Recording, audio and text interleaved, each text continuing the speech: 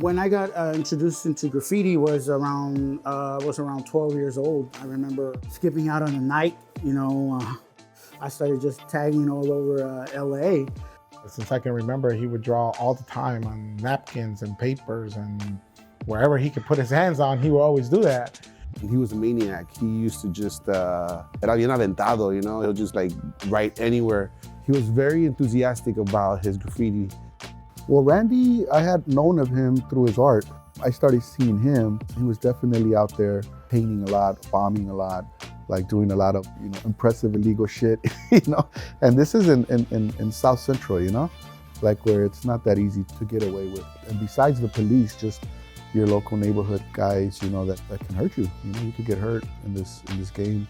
But the funniest part is that I started seeing, the styles of graffiti, and when I started picking up that can, and then started getting creative and the paper, doing sketches, and then just seeing them on the wall was kind of like amazing to me, because it was part of me.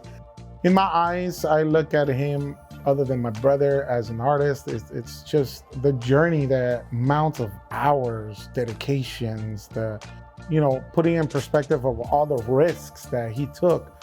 His personality never changed. He's still the same person. He's still the person that shows love and remembers his people from growing up, and I love that about him. He's always true to the game. It's very encouraging to see people like Reborn Arts still around. I think that they're people that are very needed in the community, because whether they know it or not, they inspire people and they create that positivity. Because when I see his art, I see his art and I'm like, damn, like this guy's still doing it.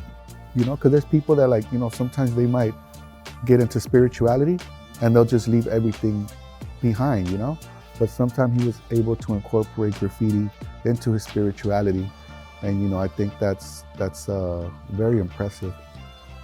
A lot of people tend to take graffiti as the wrong way, when a lot of graffiti artists, they just want to express themselves, I was one of those that I really just wanted to express. REBORNZ and I actually went to the same college before we worked together in Long Beach, California. I think that's one of the things that brought us together, is the like-mindedness of drawing and graphic design. Now being part of this NFT is taking to that whole next level and showing the world that, hey, from the streets, you could become a business person, because now I am a business owner with my partner, and we own a sticker company, which is called stickerla.com. And then now partnering up with Eric, he introducing me to the NFT world is something even greater as well. Thank you everybody for being part of this project. I appreciate you guys following us, Pedro Russ.